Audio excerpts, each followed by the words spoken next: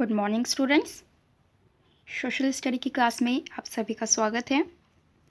आज की क्लास में हम chapter 6 the British rule in India इस चैप्टर को स्टार्ट करेंगे और इसके बारे में समझेंगे। The British rule in India, जो ब्रिटिश है यानी कि जो अंग्रेज थे, उन्होंने इंडिया पर जो रूल किया है उसके बारे में हम इस चैप्टर में काफ़ी चीज़ें डिस्कस करेंगे। किस तरह से उन्होंने इंडिया में आना स्टार्ट किया, फिर कैसे कैसे उन्होंने अपना रूल लोगों पर मतलब कि उन पर शासन करना स्टार्ट किया, कैसे अपनी सरकार बनाई और फिर कैसे इंडियन पर राज किया। इन सब पॉइंट्स को हम इस चैप्टर में डिस्कस करेंगे। और साथ ही जो ब्रिटिश रूल है उसको ख़त्म करने के लिए इंडियंस ने क्या क्या एफर्ट्स किए, क्या क्या उन्होंने प्रयास किए, उनको भी डिस्कस करेंगे। चैप्टर 6 की क्लास नंबर 1 स्टार्ट करते हैं। इन एशियंट टाइम, पुराने समय में, एशियंट मीन्स पुराना होता है। India was known for its wealth, Bharat जो है अपने समृद्धि के लिए जाना जाता था। It's geographical location and wild resources with sound culture had made it prosperous। और इंडिया की जो जोग्राफिकल लोकेशन है, जोग्राफिकल लोकेशन मीन्स जैसे कि इंडिया में माउंटेन्स है, रिवर्स, डेजर्ट है, आइलैंड है, प्लेट्यू भी है। तो जो ये जोग्राफिकल कंडीशंस है, जो लोकेशन है, उसके लिए और जो हमारा कल्चर है उसके लिए भी बहुत जाना जाता था और उसमें समृद्ध भी था। It was famous for its spices, silk, gold, pears, pearls, cottons, ETC. भारत जो है, इट मीन्स भारत प्रसिद्ध था अपने स्पाइसेस, मसालों के लिए, सिल्क, रेशम, गोल्ड, सोना, और पर्ल्स मीन्स मोती। तो भारत जो है मसाले के लिए, रेशम, सोना और मोती, इन सब चीज़ों के लिए फेमस था। Arabs, Greeks and Romans had trade relations with India. ये कुछ कंट्रीज़ है, अरब, ग्रीक और रोमन। तो जो वहाँ के लोग थे उनका जो है भारत के साथ ट्रेड रिलेशन यानी कि व्यापार से रिलेटेड संबंध था। Later the European countries also had attraction to have trade relations with India. बाद में अदर यूरोपियन कंट्रीज़ जो है उन्होंने भी जो वो भारत की तरफ अट्रैक्ट हुए, भारत की ओर आकर्षित हुए व्यापार करने के लिए, उन्होंने भी इंडिया के साथ अपने व्यापार से रिलेटेड जो है रिलेशन बनाना स्टार्ट करने के लिए कोशिश की या उसकी ओर वो अट्रैक्ट हुए। Vasco the gamma was a Portuguese soldier who discovered the sea route to India in 1498। एक व्यक्ति है वास्को द गामा, तो वो जो है पुर्तगीज है, पुर्तगाल का है, और उसने जो है डिस्कवर किया, खोज निकाला, सी रूट यानी कि समुद्र से रास्ता निकाला उसने खोज के भारत तक का 1498 में।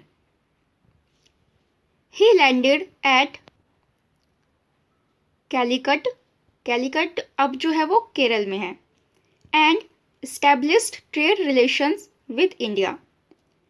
वो जो है सी के रास्ते जब आया तो वो कहाँ पर उतरा, वो जो है कैलिकट एक जगह है जो अब प्रेजेंट में केरल में है, और वहाँ पर उसने इंडिया के साथ जो है ट्रेड रिलेशन इस्टेब्लिश किए यानी कि स्थापित किए। Gradually the Portuguese established political power over areas like Calicut, Goa, Daman and द्वीप।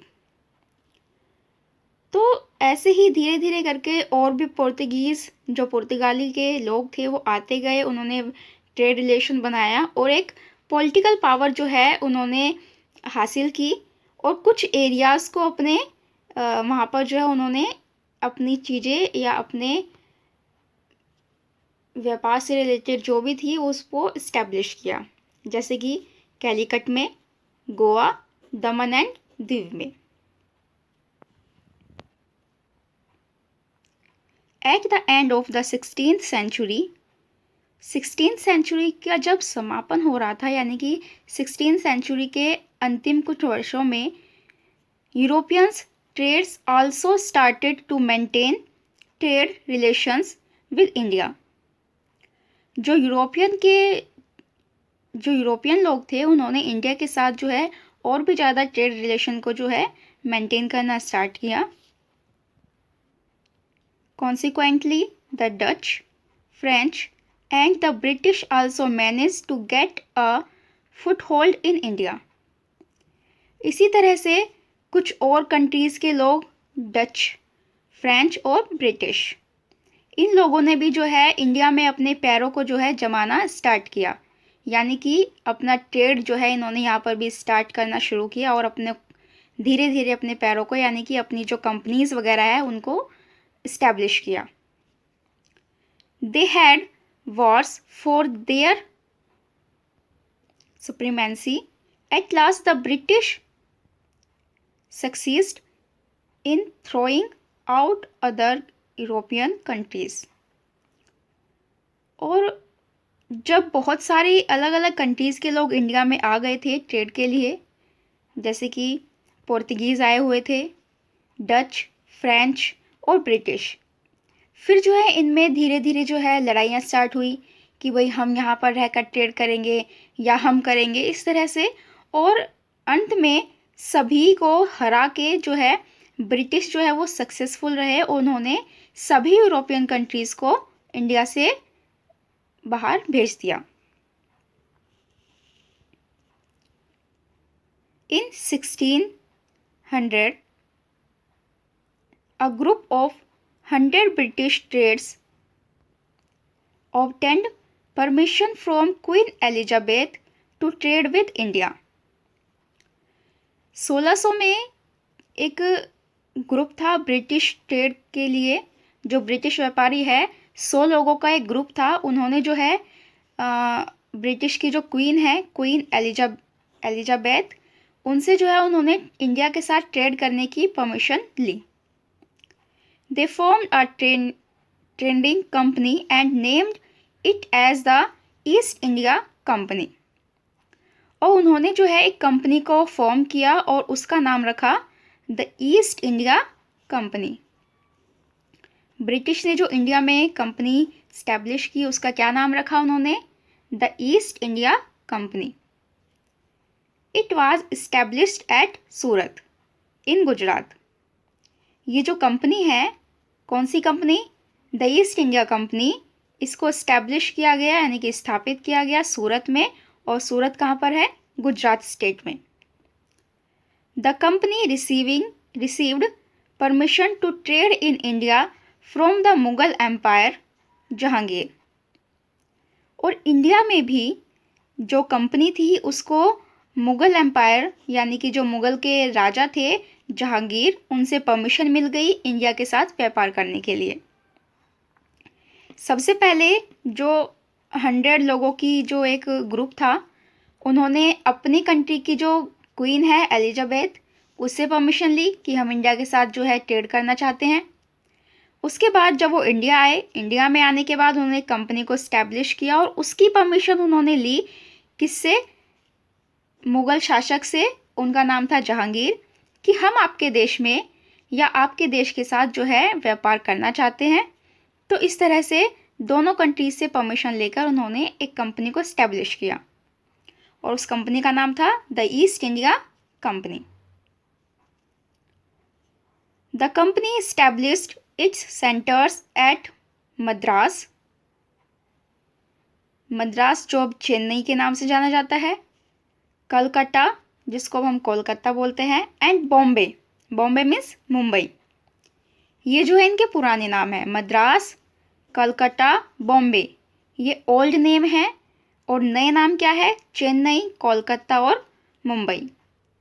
तो इन जगह पर भी उन्होंने जो है अपनी कंपनी के सेंटर्स बनाए और वहाँ भी कंपनी को जो है स्टार्ट किया।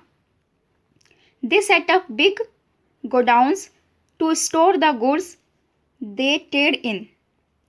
उन्होंने जो है सेटअप करना स्टार्ट किया गोडाउन्स, यानी कि गोदाम बनाने स्टार्ट किए जहाँ पे वो वस्तुओं को स्टोर करके रख सकते थे। गुड्स मीन्स वस्तुएं, जिस भी चीज़ का वो ट्रेड कर रहे हैं, व्यापार कर रहे हैं, उनको स्टोर करके रखने के लिए। They also established factories eight many places and build forts and kept armed soldiers to protect themselves। इस तरह से उन्होंने कई सारी फैक्ट्रीज भी इस्टेब्लिश की अलग अलग जगह पर, और उन्होंने अपने लिए फोर्ट यानी कि किले भी बनवाए और उनको सुरक्षित रखने के लिए, उनके प्रोटेक्शन के लिए उन्होंने जो है सोल्जर्स भी रखे थे। तो स्टूडेंट्स, आज की क्लास में हम जो हमारा चैप्टर 6 है उसको इतना ही करेंगे। बाकी का चैप्टर हम नेक्स्ट क्लास में कंटिन्यू करेंगे।